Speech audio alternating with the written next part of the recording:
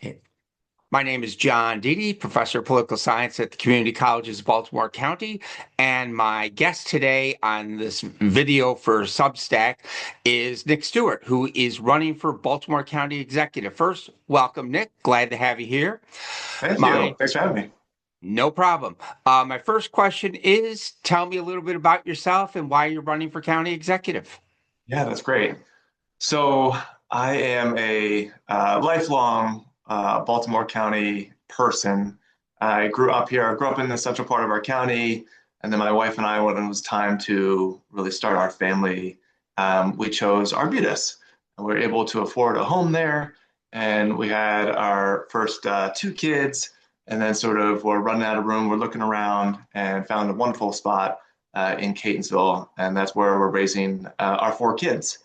And in fact, it's really wonderful to be able to raise my kids in the county that I grew up in because the truth is, it's a place I have a lot of love for.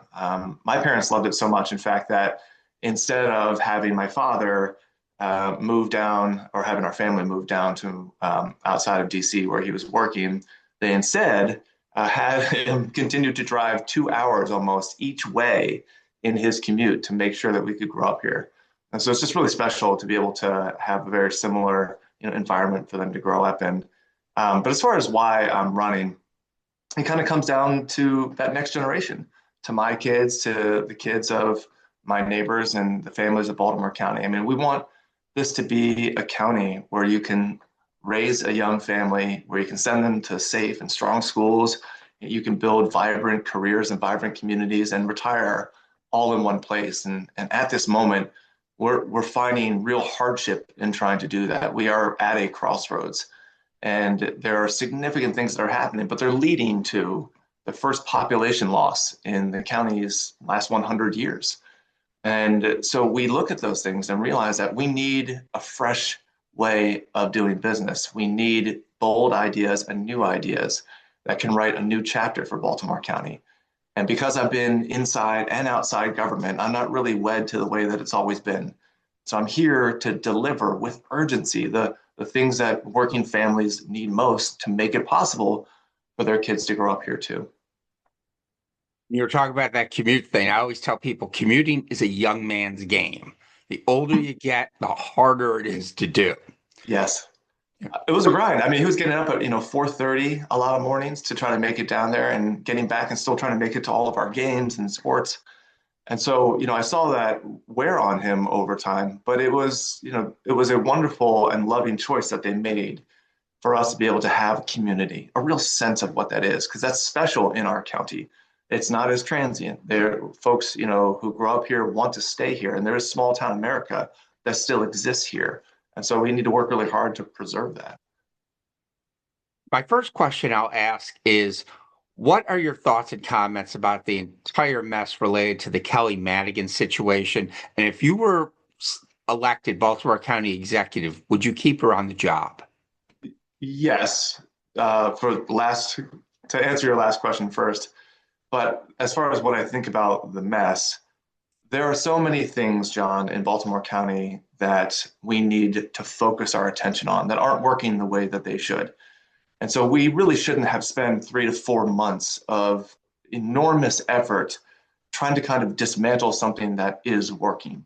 We have got to focus on things like expanding housing, revitalizing town centers, making sure our teachers feel valued, addressing the fact that 74% of our kids in BCPS live in poverty.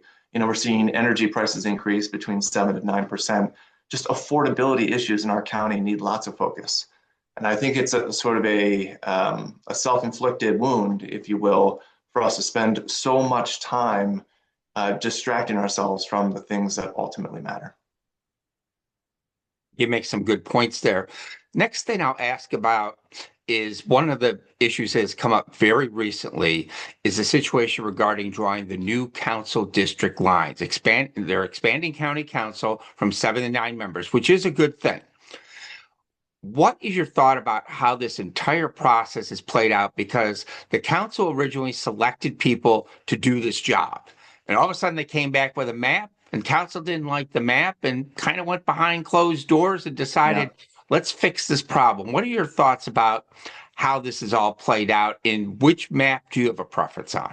So I actually like what the Registering Commission came up with. I thought it was very thoughtful. It was deliberate. It was a result of lots of conversations aired out in public so that we could all understand why things were happening the way that they were happening. There's lots of comments that were taken on that process. I think the county council should have started there, honestly, John. And I think they had an opportunity to do this right. They knew that this was coming up. We could have started putting that commission together right away.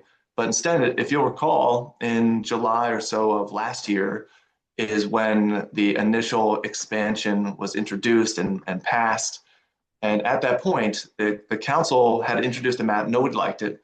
And so they introduced an amended map. And I believe it was on a Monday morning that they introduced it. And then they voted on it that very night without taking any public testimony and told us that, look, this is just going to be a placeholder map. This isn't really the map. We'll go through a redistricting commission and process. We'll come up with something better.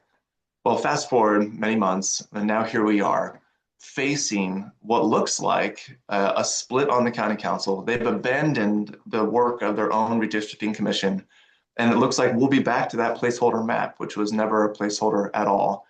And a lot of this is in the weeds. Like, I get it, but the point is, this matters. This becomes our brand as a county. If we're sort of seen as a backroom county, whether it was the appointment of the county executive, the interim county executive, whether it's the IG debacle, whether it's drawing secret maps and introducing them without anybody having a sense of why we're doing what we're doing, it's a problem, and it's leaving us behind in opportunity and behind relative to other jurisdictions who I think are more representative, more diverse, and more inclusive in the way that they do business. Another question I'll ask is, you talked about this before, the county losing population. How do you correct that problem? How do you get people to come back into Baltimore County to live here and to make it their home? Yes. So it starts with making our county an affordable place to live. We have a couple things that are going on at this very moment. But one of them, and the biggest driver of unaffordability, the reason why life feels so hard here, is primarily about housing. That is something I've spent the last 5 years almost of my life working on. I founded a advocacy group that is focused on housing and revitalization and smart growth in Baltimore County. And so we have two things. We have one, a housing crisis, where over a third of people are spending more than a third of their income on rent or mortgage. And if it's just renters, by the way, over half of renters are doing that. They're what's referred to as cost burdened. And at the same time, we have this glut of commercial land that's really underperforming, that is fallow. And so what we can do is we can look at Security Square Mall. We can look at East Point Mall and Lutherville Station. We can look at Liberty Road. We can look at Eastern Boulevard and create destination, create places that people want to be, the placemaking exercise, arts and culture, greenery incorporated, human scaled architecture, places where people want to live, work, play, learn all at the same time. But it takes real planning and it takes intentionality. So we have to stop with this idea around councilman courtesy, which is very unique to Baltimore County, where we have each council person control everything that happens in their district. That is holding us back. It is suffocating us from being able to attract investment into Baltimore County. What we need are both places for young working families to be able to buy and mature and grow into, maybe buy another home in our county, and for older folks, our seniors, to be able to downsize or be able to find the right opportunity for them, which is still in their community, so they're not pushed out. That is what we're talking about when we're talking about making Baltimore County more inclusive. One of the things that forever I've heard candidates talk about, and years ago when Jim Brochin ran for county executive, he referenced one of the biggest problems in Baltimore County is that 6-letter word, zoning. What is your plan on dealing with this issue? Yes. So it's a big question. And please, this reminds me to share that I published 7 op-eds on the Baltimore Sun, which is the only paper publishing op-eds. We have a very expansive website that fleshes out our plan, my vision for Baltimore County. It's the product of over 400 conversations that I've had with people all throughout the county. And on this issue, we have such an opportunity to pool our county into the modern age. We look at our land use rules and regulations, they haven't been updated since the 1970s, really kind of at all. And so there's a lot of room to work. We talked about councilman courtesy. This is a big part of the zoning question. It's having to win over your councilman and know the right people instead of allowing the projects to succeed based off of their merit. But we also talk about a lot of other things. That includes creating housing stat and making sure we understand where we're falling short and what type of houses, what types of developments we really need, and ensuring that there's a qualified or fast-tracked process for the things that we need most as a county. We talk about having a county-wide redevelopment authority to ensure that we're able to take title, clear back title and liens, and pass these properties off in a way that allows for revitalization of struggling communities. So, land use and zoning covers a whole lot at the end of the day, but it's really getting serious with ourselves and rebuilding this process, not just making a tweak or two, but auditing the way that we do it and reforming the way that we do it using best practices and technology in order to make it run the way that it should, which is in a collaborative fashion. This is Department of Planning, working with Department of Environment, working with DPWT, all for the benefit of the people that it serves. It's a very big question, but we have a very detailed plan to address it. One of the big issues facing the county deals with education in this sense. I teach at CCBC, and we rely on a lot of county generosity to fund a variety of things. We've seen situations where with the key bridge funding, CCBC is helping train welders to be able to do those jobs. From the Dundalk campus to go out there and help basically rebuild this bridge and kind of get us moving again. My question is, what is your commitment towards trying to invest more into community colleges in Baltimore County? Because the state has cut back on community college funding over the last few years. Yeah. So this gets back to this idea that we are growing at something like 0.6% from a GDP perspective. Housing is a part of that, long commute times are a part of that, but also ensuring that we have a skilled workforce that's able to attract and encourage expansion of companies and businesses to want to come and be here. And that's a big part of what we need to try to advance. And so I spent 8 years, John, on the Workforce Development Board for Baltimore County. And in that time, we had great collaboration with CCBC and many of our other workforce partners in order to really try to advance a no wrong doors mentality to upskilling and workforce training in Baltimore County. And so the services provided by CCBC are absolutely integral to our ultimate success. This is where a lot of people enter into our system. If anything, at this moment, as others might pull back from CCBC, we have to stomp the gas. And this is about really collaborating in that pipeline of opportunity. So I was on the school board as well for 4 years in Baltimore County.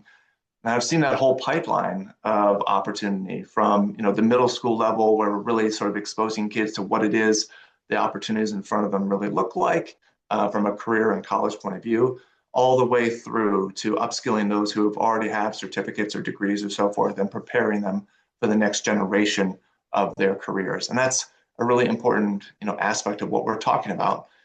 And I'll say this. If you go and you look on our economic development kind of plan, you will see one of the important things we're going to focus on is bifurcating and separating the responsibilities of workforce training and economic development. Most other Central Maryland jurisdictions do this. We do not, and this is holding us back as well. As far as systemic change is concerned, this is a big part of what we're talking about. So providing a laser-like focus in a separate entity that's focused on workforce development will be critical ultimately to our success. And that success will be defined by ensuring that we're able to meet people where they are. This is really tough post-COVID, but we really need to get a grip on all the offerings that we have out there, ensuring that they're aligned and best meeting the needs of the people we serve. I'm going to turn this on education in this other sense. One of the biggest albatrosses I've heard people in counties talk about is the blueprint. It's a financial problem that counties are going to be facing. If you're elected county executive, how do you plan on managing this situation regarding being able to find the resources for the blueprint? Do you think it should be curtailed back a little bit in order to help counties deal with this problem? Yeah. So it's a great question. I had the pleasure of writing an op-ed with our former teachers union president, Abby Baton, where we took the position, this was early on in the budget discussions, that blueprint is a really critical element to our ability to modernize our education system and to deliver for those who are, for lack of a better word, being left behind. And I still believe that. I still believe it's a really important set of protocols and policies that we'll need to continue to come to grips with. Understanding that cost is a real issue. Ultimately, long term, it's $3 billion on top of what we spend each year for the next 10 years, is how it was designed. But if you take and you look at like what is going to give us the biggest bang for the buck at this very moment, you think about things like community schools, which are intended to address the huge need that we have in Baltimore County, just from a poverty perspective, from a basic services perspective. These are schools that provide wraparound services and don't just serve the needs of the kids, but also of the parents themselves and family members, providing things like basic GED services, English as a second language services, basic healthcare. On top of that, think about the difference we could make if we really lean into the early childhood programming that's in Blueprint. This is where we really ensure that kids come to school ready to learn and that their families are ready to support them too.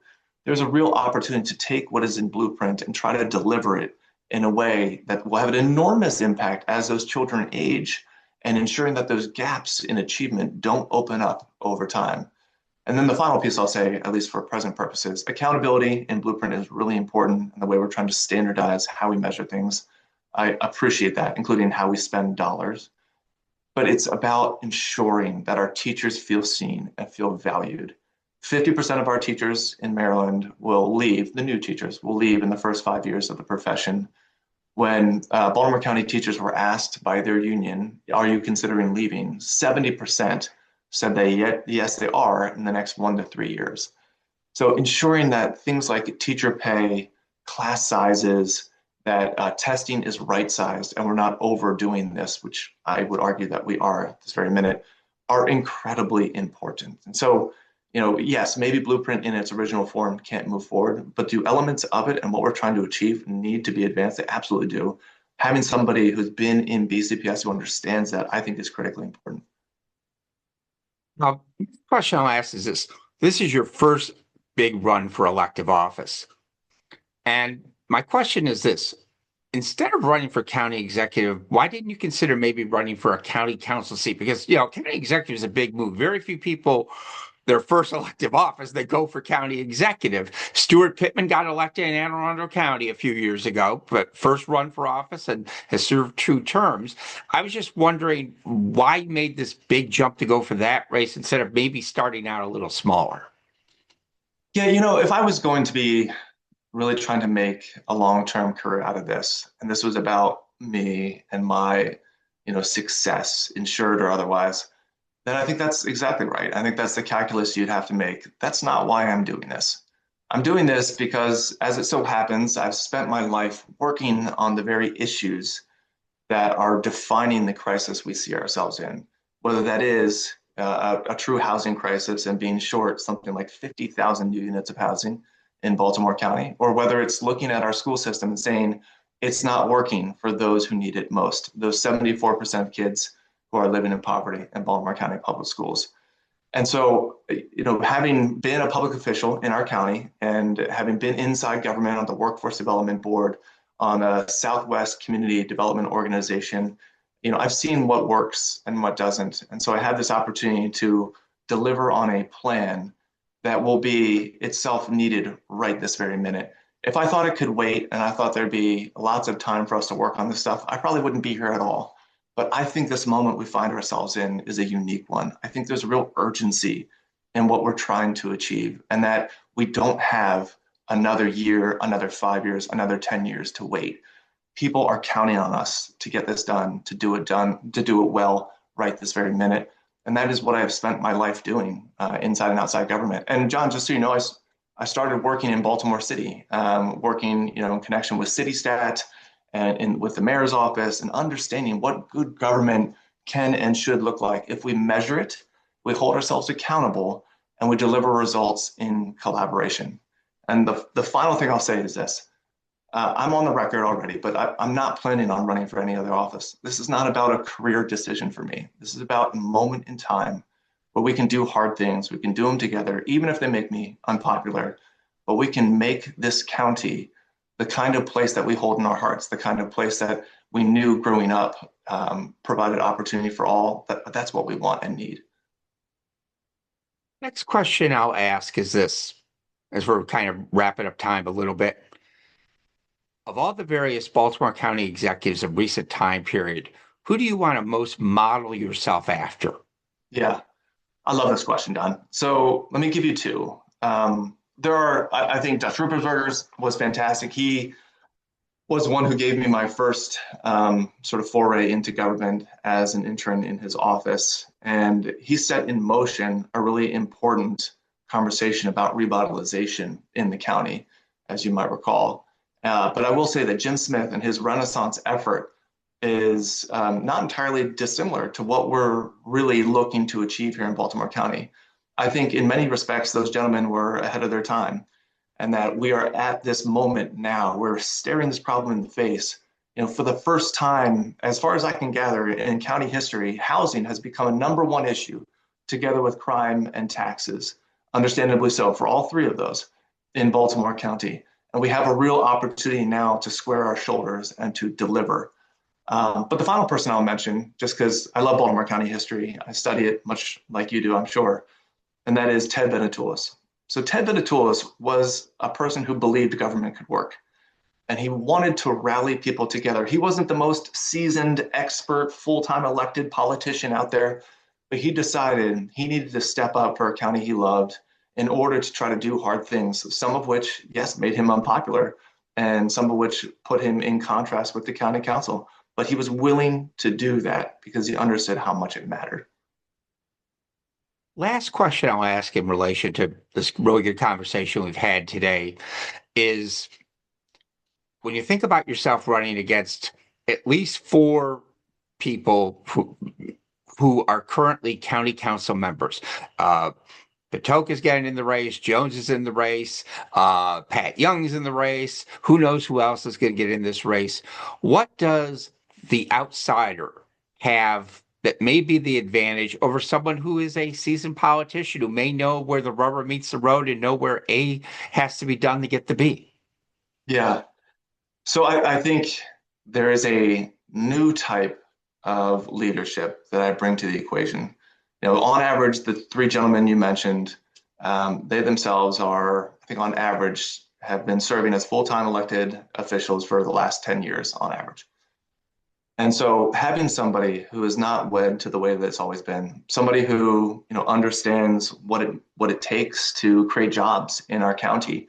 That's part of what I've been doing as a business attorney, working with startups and venture investors who are helping create new and life-saving technologies for the state of Maryland. That's something I'm very proud of and something I bring to the table. But I'm also somebody who is the only person who has worked within our public school system. I think that's very important. But finally, this is something that it's really tough to quantify. But we need to break from the past. Ultimately, in my mind, this is a moment for a fresh start in Baltimore County.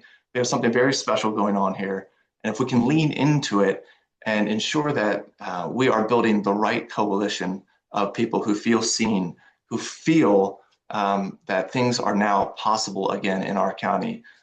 Because of the good work of Johnny Olszewski, the work of Jim Smith and others, that we're on this precipice now of being able to unlock our full promise. And that's what we offer. It is that freshness. Thank you very much, and have a great day.